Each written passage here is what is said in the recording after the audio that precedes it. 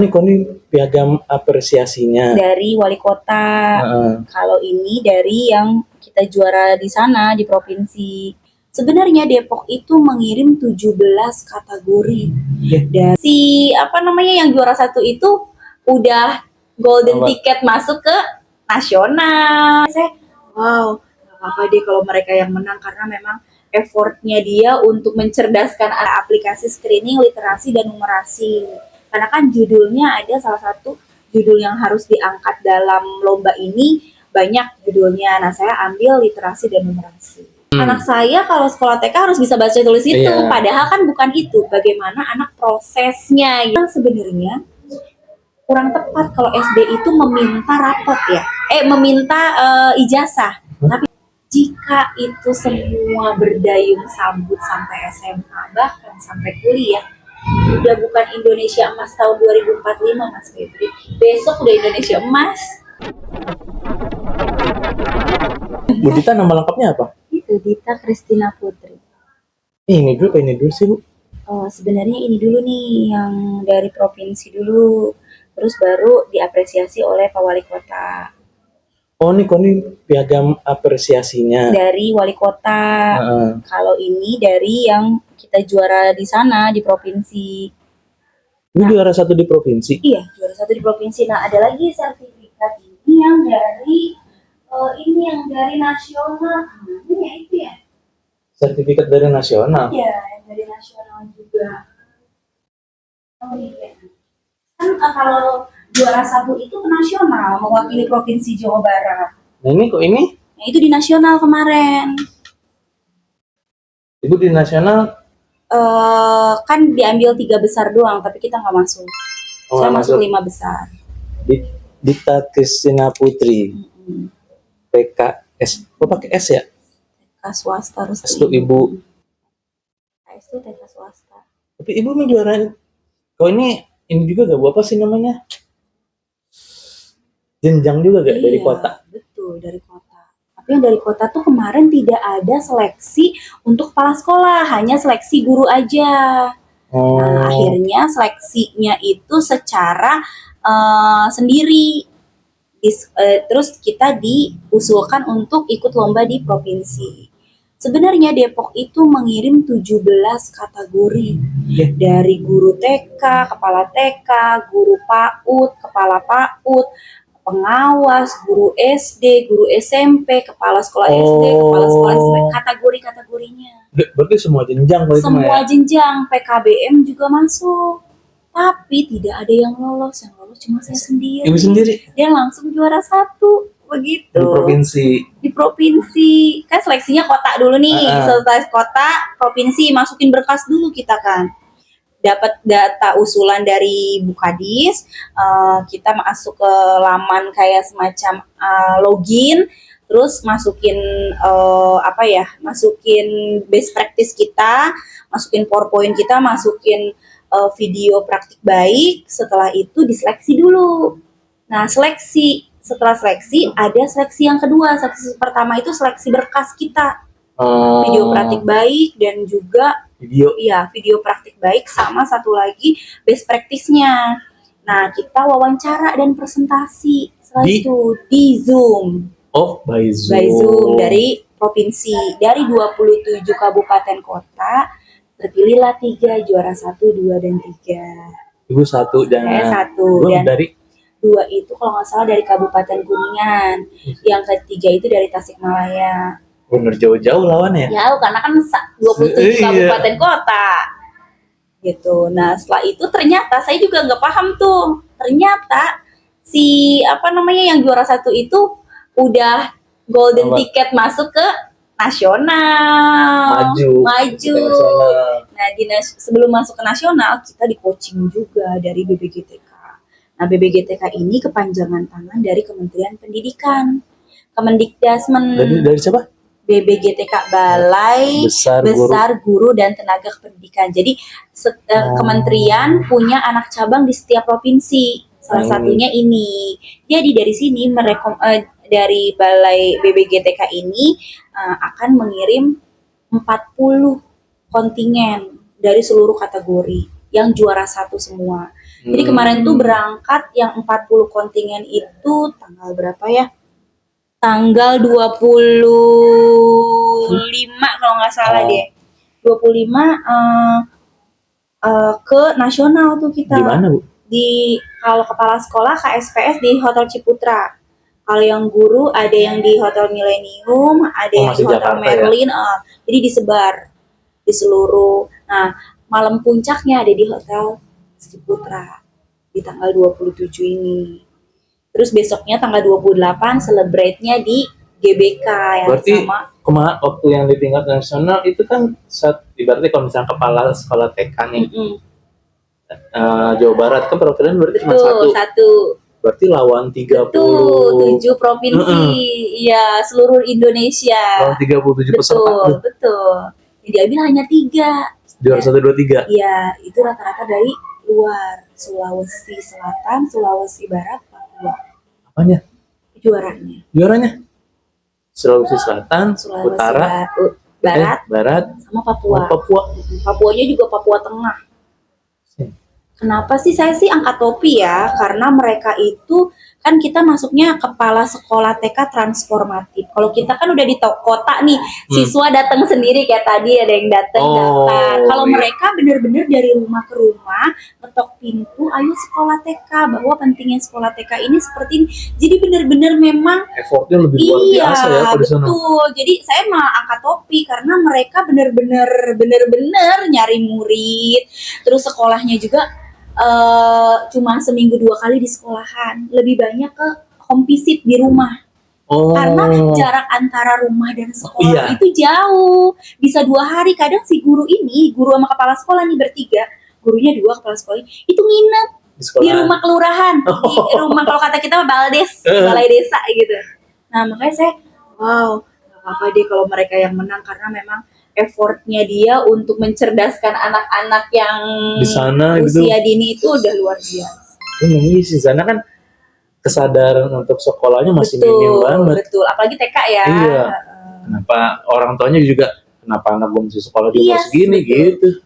Kadang malah gurunya nih, sekolahnya berapa hari Bu? 3 hari ya. Kadang sehari cuma di sekolahan nih. Kalau sehari sekolahan tuh kita udah 2 hari ngebujuk. Itu maksudnya istilahnya 2 hari udah di lapangan. Besoknya bareng-bareng berangkat ke sekolahan tuh. Baru belajar di sekolah. Nah di sekolah pun mereka yang menyiapkan MBG. Jadi gurunya masak, bikin makanan, nanti makan bersama. Jadi kayaknya bener-bener effortnya lebih tinggi mereka. Makanya saya udah nggak apa-apa deh kalian pada menang biar semangat saya. Kalau kita kan di kota ya, siswa pada datang. Iya, malah mereka membutuhkan pendidikan. Kalau sana guru, walaupun memang daerah 3T itu ya gajinya gede ya.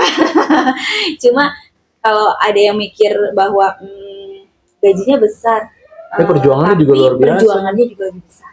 Itu tadi yang penginep dulu di balai desa, terus masak biar anaknya mau makan. Masak di dapur desa, nanti dibantu sama ibu-ibu PKK, terus dimasukin ke ompreng-ompreng, bawa ke sekolah. Itu seniat itu ya? Iya, lebih effort. Kalau kita kan, saya kalau kemarin ini mengangkat aplikasi screening transformatif gitu. Ya, aplikasi screening literasi dan numerasi. Karena kan judulnya ada salah satu judul yang harus diangkat dalam lomba ini, banyak judulnya. Nah, saya ambil literasi dan numerasi. Literasi dan numerasi. Saya bikin aplikasi lewat digital. Sekarang sedang proses dimasukkan ke dalam Play Store. Nanti bisa diunduh seluruh guru di Indonesia. Isinya apa itu? Isinya itu screening awal kemampuan literasi dan numerasi anak. Jadi di dalam aplikasi itu aktivitasnya ngapain? Aktivitasnya guru mengecek kemampuan anak dalam literasi dan numerasinya gimana nih. Nanti ada hasil rekomendasi. Nah, rekomendasinya itu diberikan kepada orang tua untuk tindak lanjut di rumah. Si anak ngerjain soal atau jawab kuesioner? Anak lebih kepada diberikan seperti ini. Apa namanya Bu? Silit Num Ceria. Aplikasi literasi. Nah, ini ada nih proses ininya ya, proses screeningnya nih. Jadi kita udah siapin media, Terus mereka kita tanya jawab deh tuh. Oh, tanya Gitu. jawab. Nanti gurunya sambil mengecek aplikasi sambil ngeklik aplikasinya. Oh, jatuhnya dari tanya jawab itu tuh dapat Iya, hasilnya. hitung satu, ambil 5 benda, dia ambil 5 benda. Terus mana ya huruf A, mana ya huruf B, terus bu guru cerita dia mengulang kembali gitu. Ibu bikin itu. Ya saya bikin aplikasinya, nah aplikasinya seperti ini. Sebenarnya bisa di scan sih nanti nih aplikasi. Nah aplikasi ini lagi mulai proses masuk ke dalam Play Store, tapi kan proses kurasinya itu sekitar 3-4 bulan. Jadi kemarin nggak keburu Untuk pas lombanya. masuk ke Play Store-nya. Cuma kalau kita gunakan pakai QR udah bisa. Kita masukin ke handphone ataupun masuk Jatuhnya masih website atau apa? masih HTML website Oh, sekarang. Kenapa bikin itu? Karena saya rasa memang guru itu harus mengidentifikasi kemampuan anak. Jadi ketika orang tua kan taunya output ya. Anak saya kalau sekolah TK harus bisa baca tulis itu, Iya. padahal kan bukan itu. Bagaimana anak prosesnya gitu. Cuma kita mewadahi hal itu. Jadi ya gimana sih Bu kemampuan anak saya sampai di mana nih literasi baca kalau awamnya baca nulis hitung gitu, kalau bahasa sekarang kan literasi sama numerasi gitu kan. Nah kita bikin itu. Jadi sebelum dan sesudah, sebelum dia baru masuk sekolah nih 1-2 bulan kita screening, oh ternyata kemampuannya seperti ini gitu.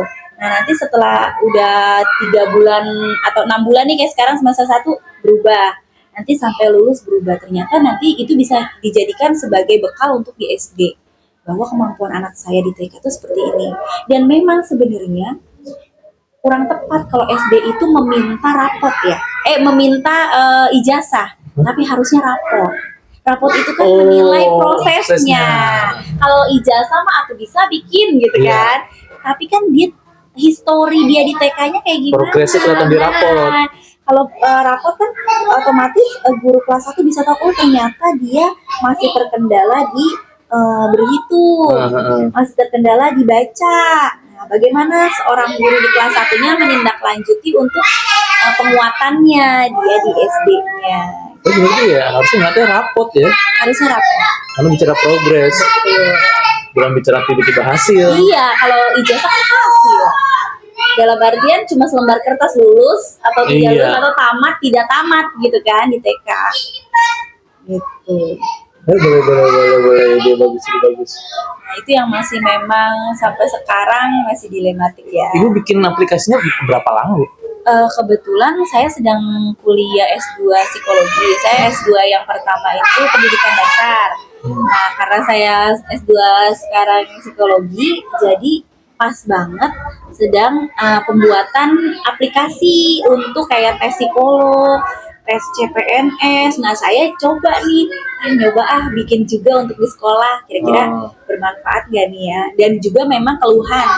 Sebenarnya aplikasi ini lahir dari masalah. Evidence base-nya adalah masalah di sekolah saya. Bu, kayaknya susah deh ngajarin anak-anak baca tulis ngitung. Mulainya dari mana ya? Gitu, guru-guru. Iya.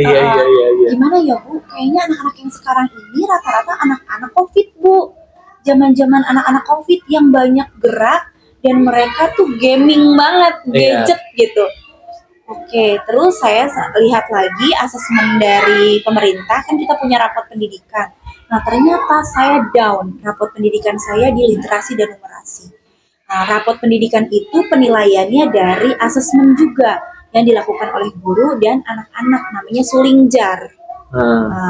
Survei lingkungan belajar yang dilakukan oleh kementerian. Akhirnya dapatlah sekolah rapot pendidikannya. Nah, ternyata saya melihat rapot pendidikan sekolah saya juga down nih di literasi dan numerasi. Saya akhirnya berinisiasi harus gimana ya untuk bisa membantu guru, outputnya tetap siswa, yang terbantu tetap siswa, terus juga tapi bisa menjembatani guru untuk permasalahan ini gitu kan. Memulainya guru gimana? Apa sih yang mesti dimulai? Iya betul. Kita ngapain ya Bu biar supaya saya tahu nih kemampuan anaknya gimana, udah sampai mana. Karena sejauh ini kita cuma checklist kan kalau di TK. belum muncul gitu. Iya. Tapi setelah ini nggak ada rekomendasi, nggak ada hasil yang tepat. Nah, pada aplikasi saya tuh ada. Ambil dulu ya hasilnya ya. Boleh. Bentar ya. Jadi setiap guru saya saya kasih apa ya, Apanya? aplikasinya, jadi dia bisa ngecek anak-anaknya sendiri.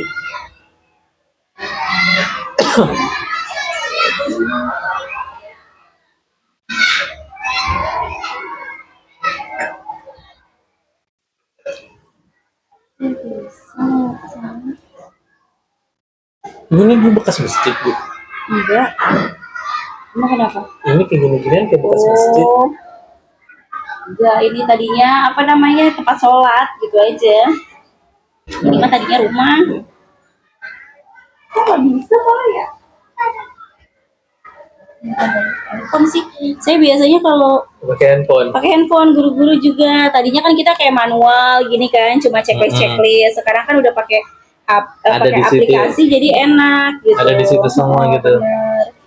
Papan titian. Oh, nih. Naik papan titian. Kalau ini kan lebih ke bukan literasi ya, lebih ke seni. Jadi kalau anak TK tuh semua kompetensi 6 bidang perkembangannya itu kita teliti tuh, kita nilai gitu. Kalau anak TK atau PAUD itu belum akademik banget kan ya? Belum sebenarnya, tapi kan mindset orang tua kan pengennya apa? Anaknya keluar udah bisa baca tulis itu, karena SD-nya begitu. Kan waktu itu aku ngobrol sama siapa? Pagung, Bukan wakil SD sini siapa? Wika. Wika ya? Dia kan aku waktu itu nanya sama dia, pelajaran membaca itu sebetulnya ada di TK atau di SD? Terus? Kata Wika, ada di SD. Iya, betul. Poinnya ternyata pas aku cari tahu di kurikulum Merdeka, emang poin belajar membaca itu adanya di SD kelas 1. Kalau literasi di TK itu lebih banyak ke gambar, Iya, ke visual. simbol, visual, konkret semuanya. Tapi salah kaprahnya adalah orang tua Iya. yang termindset bahwa anak saya sekolah di TK keluarnya harus bisa bahasa tulis. Tapi ternyata berkaitan erat, Bu. Pas aku coba lihat di lapangannya, Betul. buku pelajaran kelas 1 emang untuk anak yang sudah bisa baca. Bingungnya gitu ya? Soalnya, Iya, ya? soal untuk orang atau anak yang bisa baca. Ternyata pas di bukunya gitu, bukan lagi untuk ini Budi, bukan yang kayak gitu. Bukan lagi. Jadi katanya, aku ngobrol sama siapa gitu, pengawas, pinter-pinternya guru SD kelas 1 ngelipin pembelajaran membaca. Nah, balik lagi nih Mas Febri. Kalau di pembelajaran mendalam, kebetulan saya fasilitator juga kan, fasilitator juga dari kementerian dan provinsi gitu kan. Yang kemarin tuh yang kita ketemu, saya pegang kepala sekolah, karena kalau kepala sekolah pegangnya kepala sekolah, kalau guru pegangnya guru. Nah, sebenarnya untuk pembelajaran mendalamnya sudah tidak ada lagi evaluasi itu yang formatif, yang pilihan ganda. Harusnya yang banyak esai. Kenapa di situ mereka explore apa, berpikir kritis dari misalnya gambar, problem solving, dari ini ada misalnya tawuran, ada polisi, ada apanya, bagaimana sikap kita dalam melihat gambar di atas. Mereka berpikir kritis, mereka menulis, menganalisa, bikin narasi. Nah sekarang kan anak pinter semua, narasinya pakai AI. Iya, ya kan? Jadi ininya berpikir kritisnya tidak, critical thinkingnya tidak ada gitu. Justru ini yang harus kita bangun, sinapnya tuh nanti di otak tuh berkembang luas. Tapi kenyataannya susah merubah mindset. Padahal pada modul 1 di pembelajaran mendalam deep learning adalah grow mindset. Bagaimana kita seorang fasilitator bisa bisa memberikan kepala sekolah, kalau saya khusus kepala sekolah, ada yang guru juga khusus, bisa membangkitkan semangat bahwa apa belajar itu tidak harus selalu di dalam kelas. Belajar itu, ujian itu tidak harus dengan selembar kertas A B C D bisa hitung kancing, jawabannya tertutup gitu. Iya. Tapi bagaimana jawabannya terbuka? saya itu tadi ya Iya, terbuka. sampai kemarin saya WA sama SD. Kak, boleh tanya nggak? Kalau di SD masih ada SAS masih Saya siapa? asesmen sumatif gitu. Oh. Pasti sekarang lagi dilakuin nih. Saya lihat lagi produknya kayak gimana. Kalau SMP mungkin udah pakai gadget Google Form, tapi Iya. tetap Google Form A, B, C, D. Cuma dipindah digitalisasinya. Emang udah berubah dari yang kertas, paperless lah istilah kata ke digital, pakai Google Form. Tapi tetap Isinya bukan sama. itu, tapi esensinya dalamnya. Bagaimana misalnya pertanyaannya hanya terbuka aja, yang membangkitkan mereka untuk berpikir kritis. Kayak aku waktu itu ngobrol sama ketua ikatan guru Gigi, IGI di Semarang. oke, Dia juara nasional, Bu. Dia itu guru SMP, kepala sekolah SMP. sekolah SMP. Tahun berapa? 2014 atau 15 gitu aku. Ngobrol sama dia, ketemu di Jogja. Dia cerita juara nasional, terus dia dapet hadiah salah satunya ke Selandia Baru. Oh iya benar. Nah di sana dia Studi banding. iya kayak tadi, terus dia ke salah satu SMP lah di sana. Dulu kan masih UN ya, kalau Iya, masih masih gitu. UN. Nah si kepala sekolah SMP itu nanya, di sini ada ujian nasionalnya nggak? Jawab kepala sekolah sana ada. Oke. Nah dipanggil waktu kurikulumnya. Ini tolong dikasih lihat ujian nasionalnya seperti apa. Dibawalah nih rombongan ke sebuah ruangan. Ternyata ujian nasional SMP-nya bikin karya, Bu. Project. Iya, ada yang bikin kursi, Yes. ada yang bikin gitar, ada macam-macam kata dia. Ada yang bikin meja, tapi dia nggak sembarangan bikin kata dia. Si kursinya diukur kemiringannya segini, kenapa? Lebar dudukannya, tinggi kakinya, itu mereka ngukur semua. Jadi mereka mempresentasikannya itu jelas. Kenapa sih harus tempat duduknya lebarnya sekian, terus senderannya kemiringannya sekian, terus bahannya kenapa pakai bahan kayu ini, kata dia. Itu ujiannya mereka membuat karya. Kalau kita masih ngerjain soal. Dan tadi deh, Pep, ya bayangin yang saya datengin SMP. SMP itu. SMA-nya kayak gimana? SMP-nya udah bikin begitu. Gitu. Makanya kan kita punya Pak Habibie, kenapa dia bisa bikin pesawat? Iya. Kuliahnya di mana? Iya. Itulah memang balik lagi mindset ya, mindset orang Indonesia memang harus benar-benar dibangun. Saya sih yakin kalau seandainya mulai dari stakeholder yang paling kecil lah kayak kita nih, pendidikan paling dasar kan TK. Kalau TK-nya sudah kita bangun, anak bikin project, SD-nya di istilah kata kita estafet lah. Di TK-nya sudah bagus nih, kita grow mindset anak-anak, diajarkan berpikir kritis, dia bisa mengungkapkan pendapat, pengetahuannya dia bangun, terus kepercayaan dirinya. SD-nya juga nggak hanya duduk doang begini, guru yang jadi monolog. Iya betul, guru jadi satu-satunya orang terpintar di kelas gitu kan. SMP-nya dia juga diberikan stimulasi, dia bekerja kelompok. SMA juga saya rasa anak Indonesia begini semua nantinya.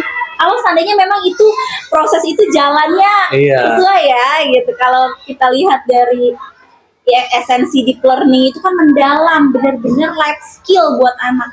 Oh kayak di TK kayak tadi cuma bikin teh manis aja itu sebagian dari life skill. Kalau kata kita receh, tapi itu sebuah hal yang melekat di dalam diri dia dan gak akan terlupakan.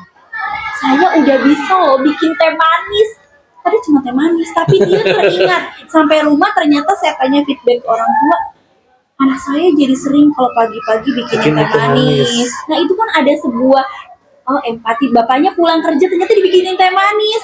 Ternyata punya empati kepada ayahnya yang pulang kerja capek dibikinin teh manis. Padahal skillnya cuma teh manis, tapi itu melekat dalam dirinya dan juga itu bekal hidupnya dia. Percaya dirinya jadi naik. Iya betul.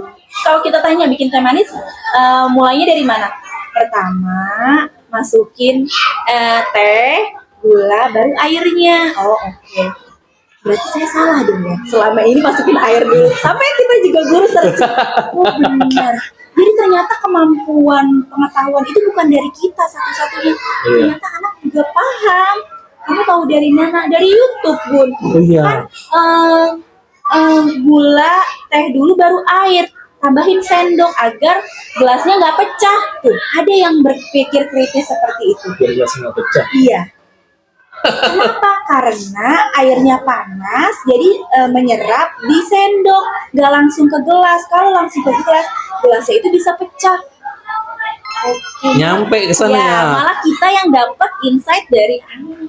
Nyampe ke situ mikirnya. Tapi emang ini sih, aku juga ketemu siswa anak SD kelas 1 kelas 2, dia bisa bahasa Inggris. Saya tanya, dia tahu belajar bahasa Inggris gimana, les apa-apa. Tahu gak dia apa? Dari main Minecraft. Oke, Minecraft ya. Main Minecraft tuh dia. Kan di situ menunya bahasa Inggris semua. Betul. Dia cerita item-item itu bahasa Inggris. Jadi dia tahu bahasa Inggris tuh dari situ. Jadi dia ya meskipun bukan conversation ya, Betul. masih kata per kata gitu. Kosakata. Masih cuma kata-kata, tapi si anak itu cerita dia dari main Minecraft. Nyampe ternyata ya ke situ gitu. Learning by doing, jadinya mereka belajar mencari tahu sendiri. Justru kan bagus kayak begitu. Ternyata nggak nyampe aja, tapi kan kan kalau kita orang awam, orang tua awam ngerti, oh main game gini-gini. Tapi ternyata kalau misalkan anaknya diarahin, bisa. Gitu. Lucu juga sih bilang nih. Nah, kayak dia tahu wortel carrot itu dari Minecraft, dia cerita. Lucu juga dong. Padahal berarti kan orang tua dan guru bukan profesor paling utama gitu Iya. ya, bukan pemberi informasi utama. Jadi anak udah bisa nyari tahu sendiri. Gitu. Bahkan malah kita pernah tuh ngadain kegiatan. Jadi kan kebetulan sekolah deket sama rel kereta nih. Jadi kalau pagi tuh kita suka jalan ke depan sambil ada anak-anak yang kinestetik kan, kalau kita ajak jalan tuh pas masuk ke kelas udah adem gitu, dia nggak bakal lari-larian lagi nih. Ayo kita ke depan yuk. Padahal cuma duduk di Citayam Center tuh kan enak, adem sambil ngeliat kereta, dia ada. Terus berapa kali kereta kita hitung, ada kereta warna apa, mobil ambulan lewat, mobil truk dan lain sebagainya. Sampailah ke sekolah, bercerita kembali apa yang kalian lihat tadi. Aku lihat kereta gini, terus akhirnya temennya, Bun main kereta-keretaan yuk di kelas. Kira-kira kita butuh apa ya main kereta-keretaan di kelas? Kita tuh butuh masinis. Siapa lagi yang kita butuhkan? Butuh satpam untuk ngejagain. Oke, siapa lagi penjaga tiket? Nah, akhirnya apa? Kita memberikan stimulasi kepada anak. Yang dia tahu, ternyata dia tahu ada sapam. Dia lagi mikir sapam buat apa ya? Oh iya, kalau di stasiun ada sapam gitu kan. Ada masinis, ada penjaga loket. Kita setting kelasnya yuk. Satu hari itu kita tulis tuh ya, gurunya nulis apa saja yang kita perlukan. Terus berarti kita mau main kapan? Besok. Berarti siapa yang jadi masinis? Ada yang nunjuk tangan. Siapa yang mau jadi? Ada yang bilang saya mau jadi pramugari. Kereta ada pramugari. Oh iya, mungkin dia mempunyai pengalaman naik kereta luar kota. Iya, ada pramugari. Oh dia jadi. Aku jadi penumpangnya ibu-ibu. Aku jadi penumpang ayah-ayah kantoran. Jadilah tuh besok mereka datang menggunakan kostum. Guru-guru tuh cuma ngamatin aja, oh ada yang beli tiket, dateng. Nah satu ketika ada anak bawa handphonean, dia pegang handphone dan dia nggak beli tiket. Saya udah mulutnya udah gatel nih, Bu itu kan nggak beli tiket nih ya Bu, udah biarin Bu, jangan diganggu biar mereka natural gitu alami. Tahu-tahu dia gini, trit, dia sendiri ngomong trit, masuk ke loket, masuk ke itu, masuk terus. Dia ceritanya berdiri tapi gak lama ada ibu-ibu bawa tas, silakan duduk ibu. Oke, dapet dia empati, dia tahu bahwa mendahulukan perempuan sebelum laki-laki duduk. Oke. Terus setelah selesai itu saya udah gatel. Alif, kenapa? Kok tadi Bunda lihat kamu nggak beli tiket? Bun, beli tiketnya di handphone dari Gojek. Saya sampai langsung buka aplikasi. Iya, saya baru tahu ternyata ada aplikasi untuk naik kereta. Kita kan taunya pakai kartu gitu kan. Kan kita siapin anak-anak pada bawa kartu tuh di gantungnya gitu. Oh ya oke saya bilang. ternyata memang anak itu sebenarnya mau. Itu berarti dia sebenarnya kayak apa? Ngerekam berarti ya? Betul. Dan role model utama adalah orang tua. Iya. Terus sampai saya, kok kamu menor banget? Iya mama aku kalau berangkat kerja pakai ini. Nah kita tuh selalu videoin, terus semua kita videoin, nanti ketika orang tua datang, kayak besok nih, kita pasang videonya orang tua melihat dia presentasi terkait dengan apa yang dia tahu.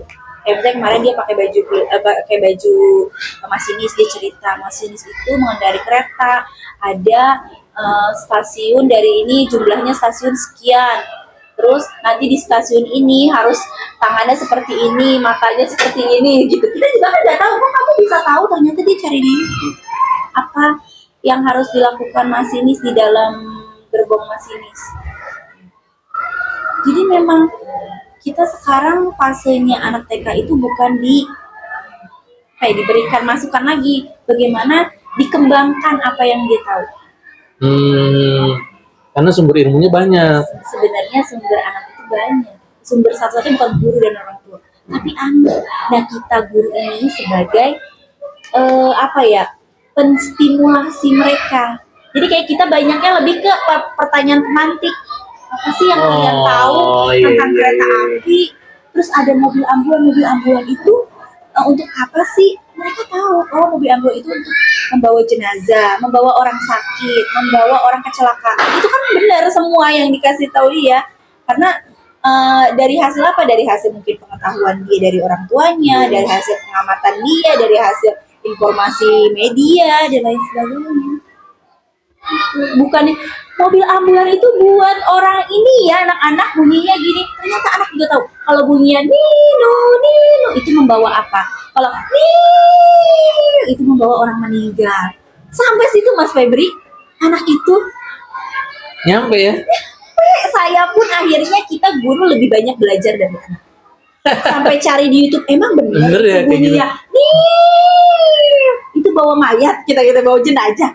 Oh iya benar ternyata segitunya Mas. Di TK tuh. Yang berarti kalau para anak sekarang lebih meningkatkan kesadaran dia untuk belajarnya ya. Bukan lagi jadi gini. Bukan ayo belajar, bukan gitu ya. Tapi ningkatin kenapa sih kita perlu belajar gitu. Kenapa sih kita perlu tahu hal ini? Lebih ke arah ke situ kali ya. Kayak anak saya nggak mau makan nasi, anak saya nggak mau makan sayuran. Nah di sekolah saya kebetulan kami tidak ada gizi. Orang tua nggak buat gizi karena penyimpangan. Kami melihat 3 tahun ke belakang ini kalau gizi tuh orang tua jadi justru lebih ke arah yang fast food dan lain sebagainya. Akhirnya kami membuat jadwal setiap 1 minggu. Jadwal ini pun dari hasil Google Form yang kami sebar di sekolah awal tahun. Yuk Bunda kita diskusi terkait menu makanan anak-anak setiap harinya. Nah, menu makanan anak-anak setiap hari itu kita lihat, ternyata anak ini nggak suka ini, nggak suka ini, nggak suka ini, gitu kan? Oke, jadi setiap minggu tuh kita udah ada jadwalnya. Ada air putih, olahan roti, susu, air putih, olahan kentang, buah, snack, misalnya gitu. Nah, ini siapa yang buat? Orang tua. Kemitraan kita bersama orang tua. Awareness orang tua bahwa sekolah itu tidak hanya perlu fisik aja, dia juga perlu asupan yang bergizi buat menunjang cepatnya dia bisa brainstorming di kelas, istilah kata biar cepet gitu. Nah, kayak olahan roti, ada yang bawa roti bakar, ada yang bawa roti goreng, mungkin ada yang bawa roti kemasan lain dengan bervariasi. Satu kelas itu pasti kan sama menunya, dan dia tidak akan ambil punya temennya. Kalau berbagi sih pasti iya gitu. Jadi kita setiap hari tuh makanannya sama anak-anak. Buah-buahan ada nanti variasi, ada yang sukanya pisang, ada yang sukanya semangka, ada yang di rumahnya cuma punya jeruk, pepaya, itu gak apa-apa bawa, yang penting buah menunya hari ini. Itu kesepakatan sama orang tua ya? Kesepakatan dari awal tahun bahwa kami punya program, kami tidak adakan gizi, tapi gizinya ini adalah dari orang tua. Kalau gizi dari sekolah ataupun dari misalnya orang tua murid yang bikin per kelompok, nanti ada anak yang gak suka makan ini, gak suka. Tapi sejauh saya sudah menjalankan ini nih 2 tahun, tahun ini tahun ketiga, tadinya yang anak gak suka sayur jadi suka sayur karena makannya bersama-sama sama teman-temannya. Iya. Gitu. Bun, anak saya tidak suka yang namanya sayur bayam, yang namanya capcay. Sekarang selama sekolah jadi suka karena temennya makan, Iya. otomatis dia makan bareng. Ada yang nggak suka nasi, Mas Feb, jadi makan nasi Karena ikut-ikutan temennya. temennya. Ternyata lingkungan itu sangat berpengaruh buat anak-anak. Si, Bener kan? si ini makan nih, berarti nggak apa-apa nih. Misalkan Iya. kayak gitu, pola pikirnya jadi gitu ya. Dan kita sebelum menu ini Jumat nih, kita kasih tahu dulu nih, besok kita menunya ini, ternyata manfaat sayuran ini seperti ini. Tubuh kita ternyata perlu sayuran loh, biar untuk apa ya, antioksidan nih, karena penyakit-penyakit yang mau masuk di, sekarang kan sudah ada IFP itu dari pemerintah. Ya udah, setel aja. Bagaimana anak tuh gampang sebenarnya kita berikan apa ya, kita kalau bahasa orang pondoknya diaru-aruin gitu. Dibangun-bangun Dia gitu. dibangun motivasinya gitu. Mereka akhirnya sampai kadang nelpon bu guru, anak saya nggak mau minum obat. Ya udah, bu gurunya yang nelpon, ayo kan mau sehat. Ternyata seperti itu. Jadi kadang orang tua saya ngiri sama bu guru, harus gimana sih bu, anak saya biar supaya makannya ininya. Oh ya udah, kita cerita sama dia. Jadi memang anak-anak itu bukan sewayahnya anak-anak. Jadi dia itu sudah kita lakukan seperti selayaknya orang dewasa. Jadi kayak teman, partner. Tapi emang iya sih, kalau di zaman sekarang iya sih. Kalau di zaman sekarang. Karena udah zamannya udah beda ya. Iya, lebih cepat. Kira-kira yang enak makan apa ya hari ini? Kamu sukanya makan apa? Oh, kayak anak saya. Oh, bun, aku mau ayam tapi pakai kuahnya yang warna kuning. Oh, oke. Ketika kita buatin itu, habis dong. Nggak ada tuh yang drama-drama anak saya GTM, gerakan tutup mulut. Sebenarnya itu salahnya orang tua kalau saya bilang ya. Bagaimana kita masak masakan kesukaan kita, ya anak nggak mau. Justru bagaimana kita komunikasi sama anak. Nanya dia lagi pengen apa, diskusi ngobrol aja gitu ya. Pokoknya intinya tuh banyak kan, kayak kita tuh kayak di kelas tuh ya banyak kan ngobrol, komunikasi, ngebangun komunikasi ke anak. Nanti ada kata-kata yang kita juga hal-hal yang baru, sampai akhirnya buka YouTube. Tadi sih itu ngomongin tentang tungtung sahur. Apa sih tungtung sahur? Kemarin lagi viral tuh. Oh iya. Ternyata tungtung sahur itu adalah kartun Indonesia loh. Buatan orang Indonesia. Oh gitu? Iya bu. Nah itu kalau kita tarik ke tradisionalnya, tungtung itu alat komunikasi. Untuk memanggil orang, warga ketika ada bencana, ada apa. Kenapa dia dipanggilnya tungtung sahur kemarin viral? Karena waktu kemarin viral itu lagi puasa buat bangunin. Oke. Nah, sebenarnya hal-hal yang kayak gitu kita ambil dari keseharian yang lagi viral di dekat anak-anak. Bawa itu menjadi sumber belajar untuk anak-anak. Bukan bawa ini kartun ini begini gitu. Jangan main ini dan lain sebagainya. Justru hal yang seperti itu bikin anak mencarinya hal ke negatif. Tapi kalau kita angkat itu dijadiin belajar, dijadiin pengetahuan, anak malah. Berarti dari semua rangkaian itu sebetulnya kalau aku melihat kan yang harus dibangun di awal adalah tingkat kepercayaan dirinya. Dia mau ngomong, dia mau pede ngejelasin, pede melakukan apa kan gitu-gitu. Berarti mas sebetulnya percaya diri dulu dong. Percaya diri dari TK harus.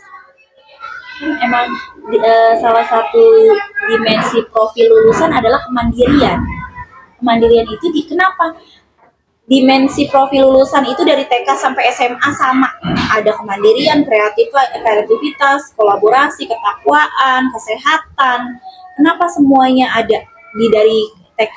Justru itu dia yang saya bilang tadi, dayung bersambut. Ketika dia sudah mandiri di TK, di SD juga dong. Jangan di SD dia harus duduk dengerin. Ketika dia udah kolaborasi di TK, dia bisa bekerja sama bikin project. Di SD semua pekerjaannya dilakukan secara mandiri, tidak ada yang berkelompok gitu. Di SMP juga sama, di SMA Jika itu semua berdayung sambut sampai SMA, bahkan sampai kuliah, udah bukan Indonesia emas tahun 2045 Mas Febri. Besok udah Indonesia emas. Gak sampai nunggu 45. Tapi emang isi. Kadang-kadang kan karena dia nggak percaya diri, akhirnya jadi seperti kelihatan orang tidak tahu apa-apa. Jadi orang kayak orang nggak ngerti Minder. apa-apa gitu. Padahal sebetulnya dia tahu, dia paham. Cuman karena dia nggak percaya diri untuk menyampaikan, ngutarain atau menjelaskan, akhirnya dia kelihatan kayak orang Minder. kasarnya jadi kayak orang bodoh aja gitu. Padahal mah enggak. Dibangun kepercayaan diri dari sejak dini dan dari rumah ya. Kalau di sekolah berapa jam nih Mas Feb? Kita masuk jam 8, 9, 10, 11, 4 jam. Berarti kita punya waktu 20 jamnya di mana? Di rumah. Sama siapa? Sama orang tua. Kan madrasatun ula itu adalah orang tua. Nah, bagaimana orang tua juga memberikan ruang untuk anak percaya diri. Mau apa? Oh, dia bisa menentukan pilihannya sendiri. Pakai baju pun biarkan dia yang memilih. Mau makanan biarkan dia yang memilih, kira-kira menu apa yang dia mau. Berarti kalau buat orang tua itu harus berani ngasih kesempatan ke anak ya. Tuh, makanya di TK itu ada program parenting. Parenting itu di mana orang tua kita ajak untuk sama-sama belajar jadi orang tua, karena tidak ada sekolahnya menjadi orang tua. Iya. Febri, udah punya anak belum? Udah berkeluarga ya? Udah. Udah punya anak? Udah. Udah. Ada nggak sekolahnya jadi orang tua? Nggak ada. Akhirnya kita otodidak. Tapi apa yang kita lakuin bener nggak pada anak kita? Kan jangan sampai kita termindset kita bukan menyalahkan orang tua kita terdahulu ya. Karena kan role model kita pasti orang tua kita gitu dalam mendidik. Dulu ayah nih nggak boleh gini. Tapi tidak bisa kita ajarkan kepada anak kita saat ini. Sekarang aja kalau mau deket sama anak, yang dilakuin nih beda banget gayanya sama dulu waktu kecil. Sekarang kayak kita mabar yuk. Itu adalah sebenarnya bagian cara untuk dekat sama anak, bukan tentang main gamenya. Tapi bonding. Tapi untuk biar deket, anak percaya sama kita, anak mau deket sama kita, bahkan dari anak situ kan nyariin. ngobrol. Iya. Sambil ngobrol. Enggak, ini justru anak senangnya gitu. Biasa mabar sama siapa aja. Nah, kan akhirnya jadi tahu teman-teman yang deket sama dia siapa. Mana gaya ini kan kalau sekarang kayak gitu. Dulu kan waktu kita anak-anak nggak ada kayak gitu. Bener. Ngapain main HP aja gitu kan. Padahal sebenarnya di handphone juga banyak manfaat. Cuma memang kita orang tua ya harus kasih waktu. Misalnya kamu boleh main handphone 1 jam misalnya, sehari misalnya 1 jam. Benar. Pokoknya kadang gini, orang menyepelekan guru TK gitu kan, sampai yang menang kepala sekolah TK restu ibu lagi, sedangkan kan kelas-kelasnya gitu kan, yang gurunya dari Al-Azhar kan, tapi nggak lolos ke ya udah qadarullah gitu kan. Jadi memang tapi kadang-kadang emang bukannya ini Bu ya, maksudnya sekolah yang agak butuh perjuangan sedikit tuh lebih memahami Bu. Karena kami ini berada di level menengah ke bawah, bukan level up. Jadi yang benar-benar kadang kita juga sebenarnya kalau misalnya bisa diambil seperti yang kemarin menang itu, ya saya juga benar-benar nih ada anak yang inklusi, kami antar ke puskesmas, dia tidak punya KIS karena BPJS-nya menunggak, kami sampai bantu nih ya. Kalau kayak gitu nanti bilangnya kita ria juga gitu kan ya. Saya bantu untuk screening, untuk proses ke Bazasnas biar supaya BPJS-nya itu di handle oleh Bazasnas. Dia bisa buat KIS, kita ke Dinsos, screening dari kelurahan, kita ajak untuk datang. Akhirnya dia dapat KIS. KIS-nya untuk apa? Untuk anaknya terapi di rumah sakit gitu. Karena inklusi ya. Karena inklusi memang harus kita perlu bantuan tenaga profesional. Kalau kita kan di sekolah ya ranahnya mendidik aja. Kalau yang terkait dengan psikologis kan beda lagi. Gitu. Levelnya agak naikkan lagi tuh. Akhirnya kita juga perlu nih kemitraan dengan psikolog untuk anak gitu. Nah, sampai kita bimbing itu. Sebenarnya hal-hal yang seperti itu kami udah jalanin dan kami jadi gini. ternyata jadi guru itu bukan hanya tampil di dalam kelas, Iya. tapi kita masuk ke dalam kehidupan anak-anak. Kenapa sih anak ini begini? Ternyata dia punya histori di keluarganya seperti ini. Bagaimana nih kita di sekolah bisa melengkapi misalnya yang orang tuanya divorce. Kebetulan kita ada guru laki-laki. Anak ini kok kayaknya mepet banget nih sama guru laki-laki, kan kita punya guru tahfiznya cowok, guru olahraganya cowok juga. Akhirnya kita cari informasi, ternyata ibu dan bapaknya divorce. Jadi yang memang benar-benar kita mengetahui identifikasi banget. Iya. Gitu. Jadinya kenapa dia murung mulu ya? Nggak percaya diri nih ya. Ternyata dia di rumahnya karena ibu bapaknya divorce, ibunya kerja, jadi banyak lebih marah-marah gitu kan, karena kalau anaknya tidak sesuai dengan aturan. Akhirnya kita panggil orang tuanya, kita ngobrol nih dari hati ke hati. Nggak apa-apa mah, namanya roda itu berputar, terus jodoh juga kita nggak pernah tahu. Jadi kita ikut berempati dalam keluarganya, akhirnya dia bisa berubah.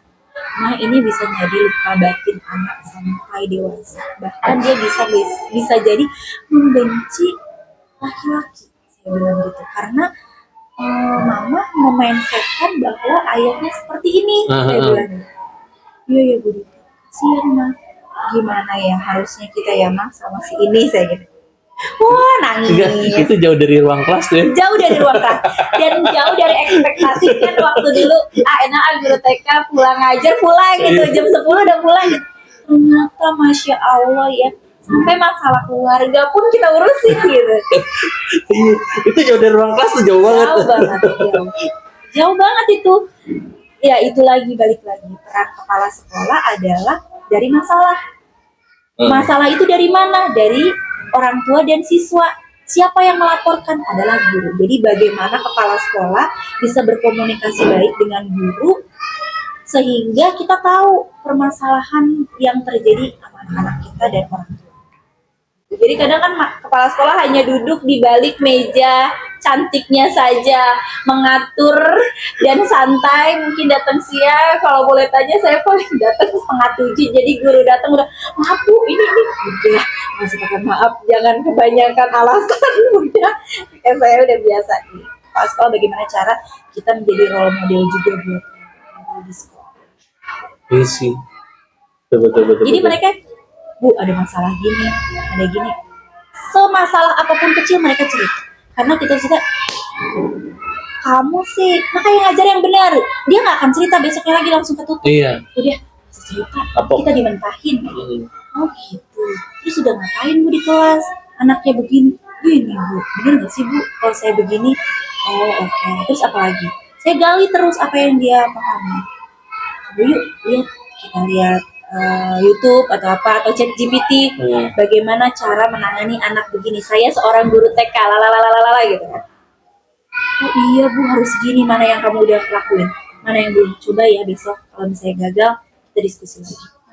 Peran kepala sekolah itu menjadi teman juga buat guru-gurunya untuk bercerita dan sharing.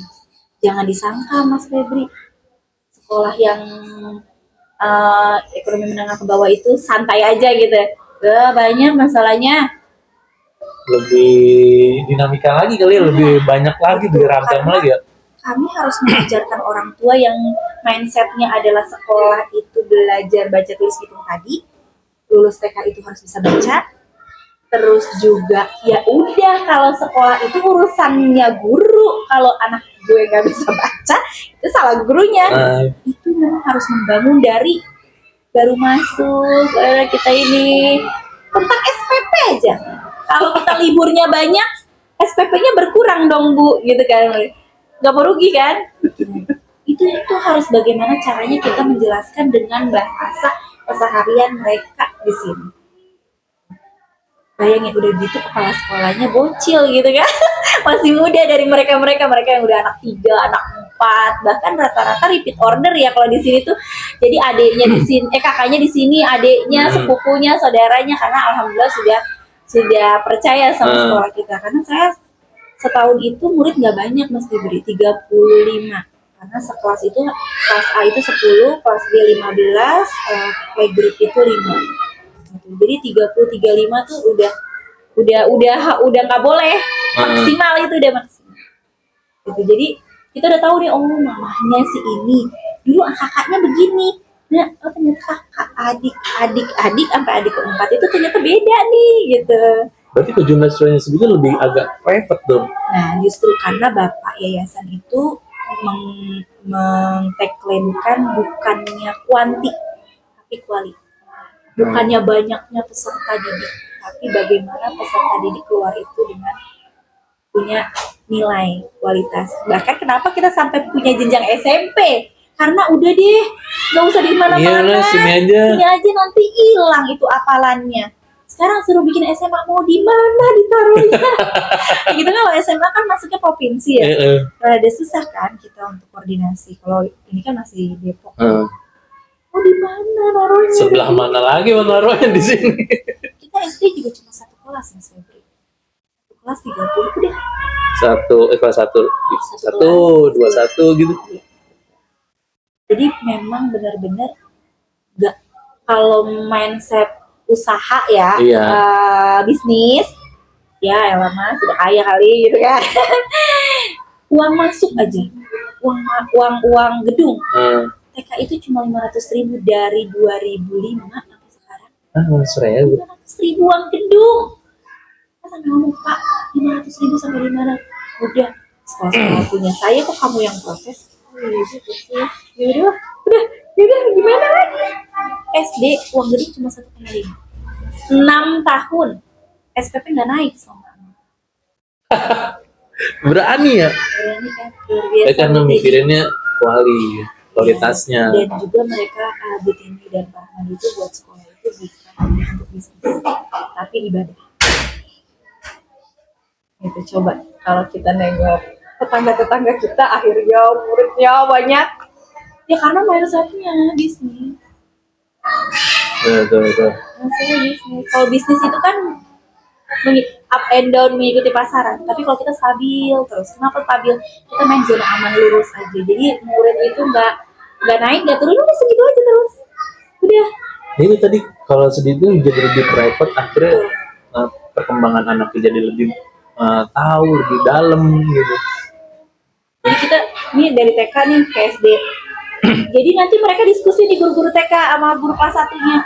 Anaknya begini. Terus nanti kalau ada masalah di SD, kok begini sih Bu, gini. Ya iyalah, fase anak itu kan berubah sesuai dengan usia. Coba pendekatannya begini, coba komunikasi sama anak. Anaknya begini ya Bu, gini. Enggak, kalau kita komunikasi baik begini. Nah, sebenarnya yang bagus memang gitu ya. Jadi harusnya tidak terputus guru-guru SD nih, guru-guru SD negeri sama guru TK-nya kan dia punya tuh histori anak-anak TK-nya di mana, bisa komunikasi kan dengan kita nih. Gimana ya Bu, kok pelajaran menurun nih di SD? Harus gimana ya? Harusnya seperti itu, menjalin kolaborasi ya. Padahal itu udah dicanangkan sama pemerintah yang kayak persiapan transisi PAUD SD. Transisi PAUD SD bukan karena kita main doang ke SD main ke TK, tapi harus kolaboratif. Nah itu kan harus open minded. Guru SD-nya gengsi nggak kalau guru TK nanya. Nah, kalau guru TK sih sejauh ini sabar ya, membuka ruang dan membuka tangan selebar-lebarnya. Karena kan ibaratnya guru TK yang lebih dulu kenal sama si anak, yang tahu perkembangan dari A sampai kayak gimana gitu. Jadi nggak ada salahnya si guru SD yang baru ketemu sama si anak nanya sama guru TK-nya. Dan memang harusnya seperti itu.